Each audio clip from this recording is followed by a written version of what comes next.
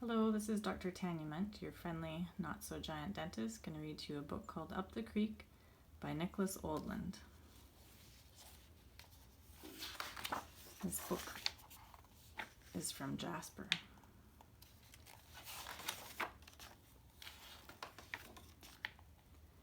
There once was a bear, a moose, and a beaver who were the best of friends, though they often disagreed.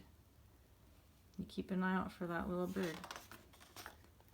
One sunny day, the bear, the moose, and the beaver decided to go canoeing. The moose wanted to steer, but so did the bear and the beaver. They all sat in the stern. Doesn't look like a very good idea. Poor birdie up there. With so much weight in the back of the canoe, it tipped and they ended up in the water. So they played eeny, meeny, miny, moe, and it was decided that the moose would steer. They all settled back into the canoe and began to paddle. Catch a tiger by the toe. If he hollers, let him go. Eeny, meeny, miny, moe. The bear insisted on paddling port side, but the beaver and the moose also preferred the left. With everyone paddling on the same side, they traveled in circles. Soon their arms grew tired, so they began to switch sides. That's when they finally started to travel in a straight line. But just as they began to make progress, they came to a stop at a beaver dam. They all had different ideas as how to get across. The beaver wanted to push the canoe, but that didn't work. The moose thought they should pull the canoe, but that didn't work either. Fortunately, the bear figured it out. The only way across was to portage. That means carry it. The beaver's trying to help, but he can't quite reach. He's a little bit short. The birdie's sitting on top. Back in the water, the bear, the moose, and the beaver settled into a rhythm and started to really enjoy paddling along the river. But it wasn't long before they began to argue.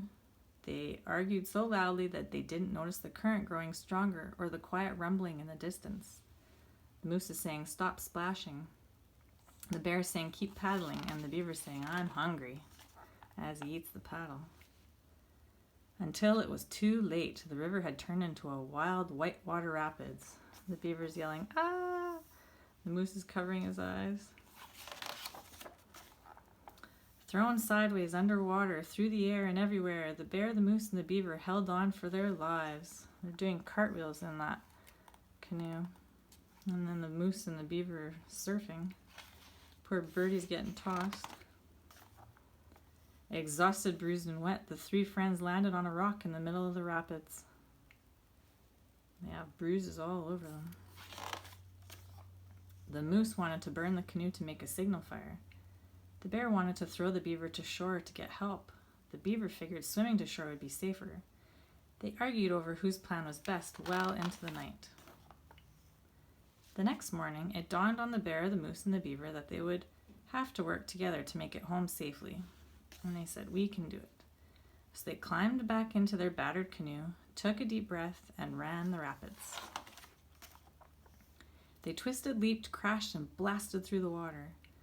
The rapids were fierce, but with the bear's powerful strokes, the moose's steady hoof, and the beaver's clever commands, they set a true, clear course. They're still doing some tumbles, but they kept going.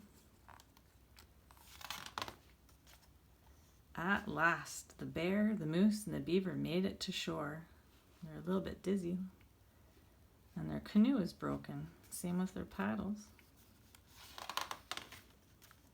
After a much-needed nap, the bear, the moose, and the beaver worked together to repair their canoe and paddles.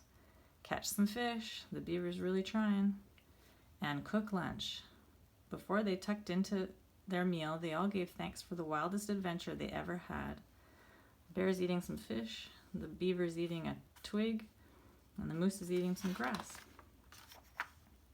Rested and relaxed, the bear, the moose, and the beaver were ready to set out for home.